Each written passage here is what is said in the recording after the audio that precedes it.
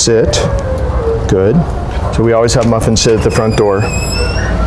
Make sure he waits, and then we step in. He waits till I come back, because he's not going to rush through and pull us through anymore. And I am giving him treats.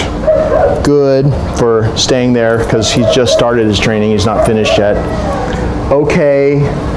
If you don't walk through slowly and reinforce that slow walk through the front door, he's not going to do it. So see, I'm doing a little left turn to close the front door. We're going to go straight to our little mat exercise here. And I don't have any kind of special training collar on him. I just have a regular collar. Do another left turn sit. See how he's sitting crooked? Okay. He's a very hyper energetic little sit, unfocused dog. I'm just trying to get him to be semi-straight. There we go. Now, like I said, he's only just begun the training, but this is what we have so far.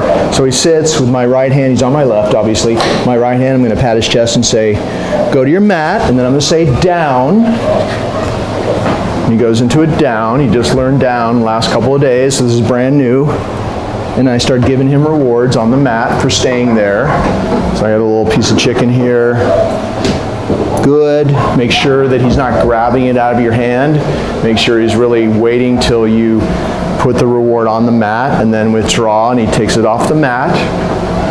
And actually, I'm going to scoot him back just a little bit. Here, back like this. Here we go, buddy. And then, so see how I'm doing it?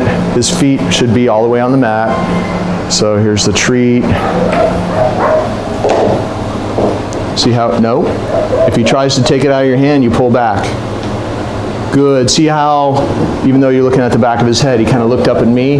He's like this far away from the little reward. I put it there, I withdrew, and he takes it off. If he starts trying to grab it out of your hand, let's see if we can show you by doing it on the side. So, you got this little piece of chicken breast. See how he's waiting? Good. That's what you're shooting for. Okay, so I think this is his 10th day here. So in 10 days, I was able to go from him just being completely wild and out of control, and of course, grabbing everything and jumping up. So in 10 days, we got a downstay. We have him respectfully waiting for us to give him the reward and withdrawing. He's waiting. He can do a downstay where I walk around both ways and he stays there. And granted, this is just brand new behavior. It's like wet paint, you know, and so it needs to be practiced, or else it's just he's gonna forget it. We'll do it again on your side. Good. See, that's the way you want to do it. In order to get this result, you're gonna have to be calm and very deliberate in your movements in this early stages here. Stay calm and try to do it as closely as possible to the way that I'm doing it. And of course, we're going to give you a lesson when we deliver him tonight so that you can continue the training. Of course, it would be much better if he went through the whole training with me, because then in a few more weeks, he'd be really easy to do it with because he'd be so good. But this is just partial training. It's just the beginning. Good. So at least we have this record for you of how he was when he left here and what to keep doing. So let's see how much we can do here before he starts making a mistake. So let's just try this right here. This is always the hardest thing for the dog to do. It's the front door. You open it. He stays in a downstay. I step out. That's pretty good. So he can do that here at least, which means he can do it at your house too. He waits, good, he gets a reward. Let's try things that are a little bit harder for him to handle, maybe. Down, close the door behind me. Knock on the door. He made a mistake, so this is what you do when he makes a mistake. You say no. You step into him, and you just put him back.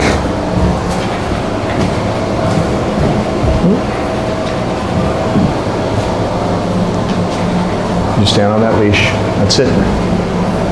No reward because he blew it, right? So we try it again. So I'm going to remind him what to keep doing. I'm going to say down. Let's see if we can get a success out of this. No. I'm going to step into him. Come on, bud, this way. Do a couple of left turns. Draw him right back onto the mat. See how your left foot goes up and just applies a little bit of pressure? He knows what that means now. So you're not going to have to force him down. He knows what that means, so you just have to do it. So let's try it a little bit gentler. So open the door and reward. We're going to break it into little segments here. Nope. See how I tried to grab it out of my hand? You pull it back and say no. Nope. Nope. Good. Then we'll step out. No.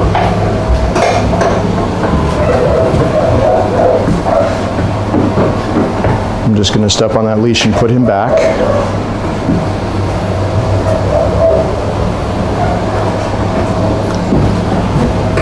Step out and around the corner. Good. Step out, and instead of closing the door, I'm going to knock on the door when he's looking at me.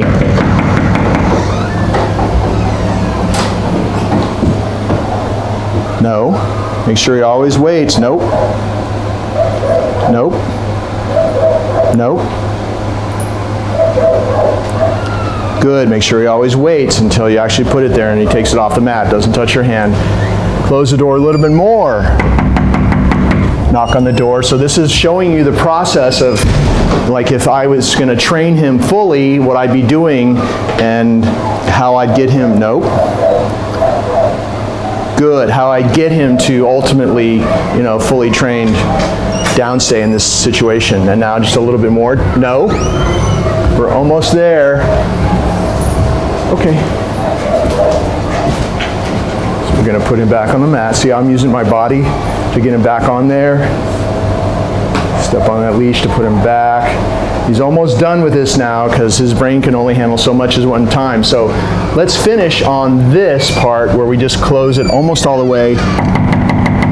We're almost there where we close it all the way. We're just 2 inches away from that. Reward. Good. So in the next couple days, just using that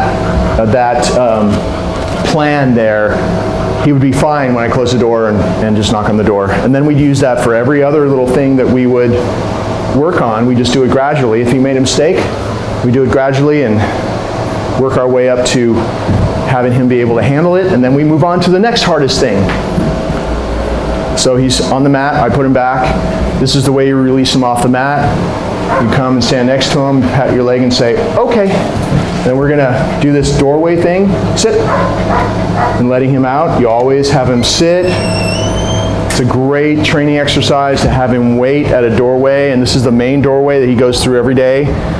Multiple times a day he goes through here. He waits, you step out, you step back, he waits, you come back next to him. Okay, but make sure he doesn't pull you, so you gotta stop him like that. And don't restrain him. What you do is you do a little signal like that, but it's kind of a little signal and release. No. Keep that leash loose so that he doesn't pull you through. See how it's loose? And then on the outside, sit. Have him sit and take the leash off, and then once he's on the outside, you release him to go. Go.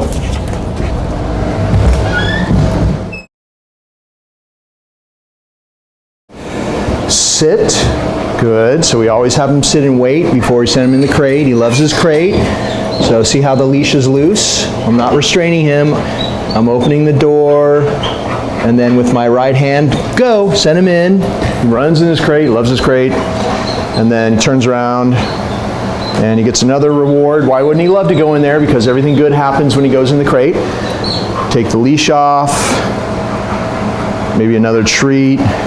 The association with the crate is all good stuff. He eats in there, any kind of favorite bone or chewy or anything that he wants, gets it in there. Everything good happens in the crate. Therefore, you have a place to put him that he loves being in. If it's too crazy in the household or he's acting up, he's a very hyper little dog that I'm sure barks a lot at home and does other things like that. This is just 10 days I think he's been here. It's not even half of the training program that we do. So it's all brand new to him, but you can at least see what he's gotten so far and what to continue. And if you continue this, you get better and better and better as you do all this stuff every time. So you got your leash on him. If he tries to come out, you want to do these little closes like that, little slams, and then see how he's waiting. okay, comes out, turn into him. This door's always closed, so he can't run and he can't run out. The whole power of the crate is you control his access in and out. So when he's out, you close the door. When he's in, you close the door. He only gets to go in and out with your permission. Always keep that door closed. And then you can take him out. If you're going to release him to be free, of course, just have him sit, and we're going to go outside. Okay, we're going to have him sit, and then release him to be free. Go.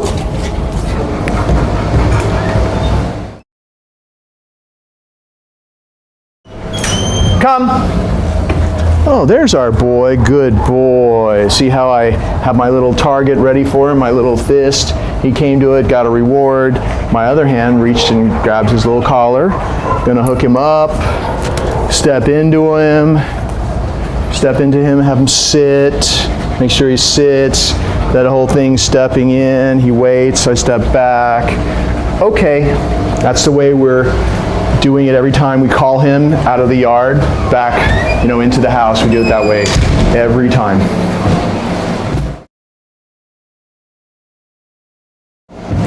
Greeting routine is sit. Person 6 or 8 feet away, we have him sit. We step away from him. He's in a sit stay. We give the new person a little treat for him to go over and accept. She's going to have it on ground level so that he doesn't jump. So he's waiting for me to come back next to him, pat his chest and say, go. And then he gets his little treat, gets petted, come. And call him back to me, good. I step into him, have him sit. Step away. It's a great way to practice the sit stay. He's staying there. And then he waits until I come back next to him with my right hand, of course. Is he always waiting? Nope. Don't let him jump the gun. Make sure he really waits. Go. Very good. Come. Dying to come back to me. Good. One more time. Step into him. When you do a little left circle like this, you reset the dog, and it's really great to do as much as possible. Sit. I try to make this exercise as hard as possible, as soon as possible. So once he is doing well, notice how I reset him, but I didn't say SIT again because he already said it once. Once he's doing well, you can practice a little sit stay where he's sitting there and you walk around both ways and he stays there. And then you send him over. That makes this exercise harder for him, therefore it's more beneficial for him. So he's waiting. Go. There you go. And then come. Practicing the come command is great. So if you just practice this with other members of your family, friends that come over, it's good to do it outside as well. We're just doing it inside because it's really hot today and it's the middle of the day and it's much cooler. But you can do this outside, and we practice outside as well too. So it's a great exercise to do with him whenever you can.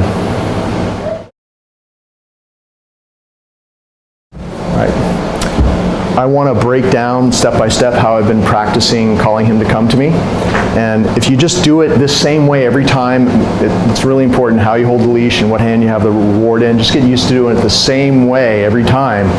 Then in a few days or a week or so, after practicing it dozens of times, which is easy for you to do, you'll just have it down and be like second nature, and you won't have to think about it. So left hand leash, see how the handle's over my wrist, so there's no way you could possibly lose him even when you let go. It's there. You can also use this hand and you don't lose the dog, right? So do it like that. Right hand reward. Whenever you call him to come to you, you always want to use this target of having the little reward in your fist, because in an emergency situation, in a real life situation, there's no leash, there's no reward.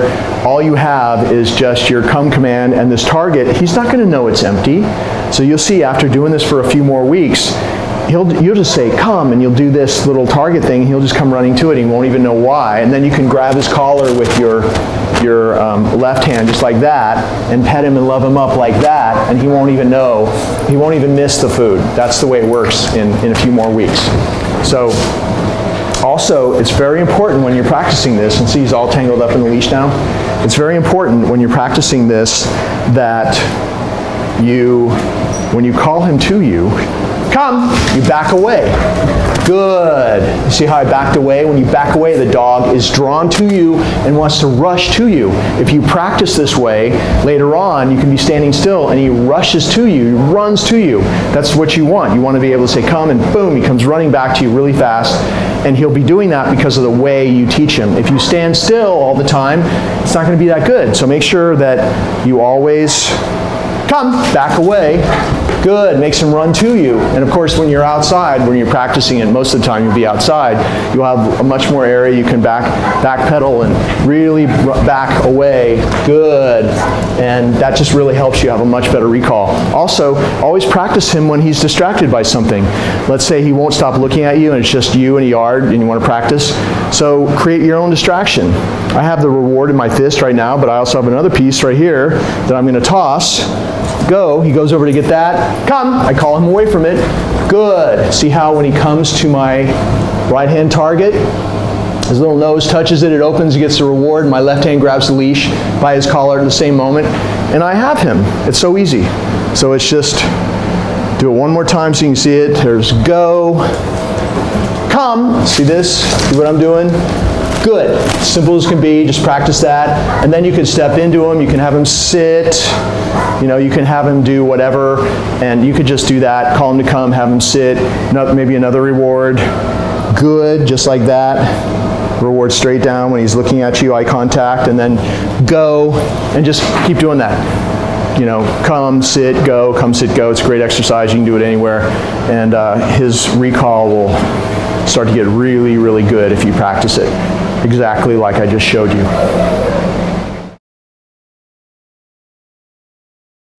With the sit command, oh, I just said it. Okay, you're only going to say it once. So let's say that you want him to do that. You've got the leash like this. See how I'm holding it?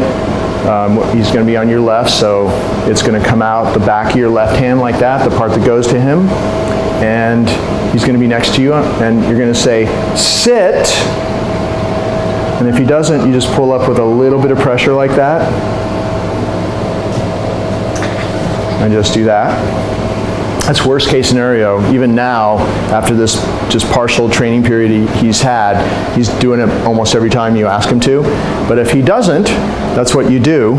Stay is built into sit, so we don't say stay, obviously, because you don't have to anymore. That's old-fashioned stuff. We just teach the dog that when we say sit, it means to stay until you're released. So you just say one word, sit, and then you start practicing, you know, walking farther away or whatever, and he waits. He knows he's waiting to be released when you come back next to him with your right hand, of course, patting his chest and saying go. That means that he's free.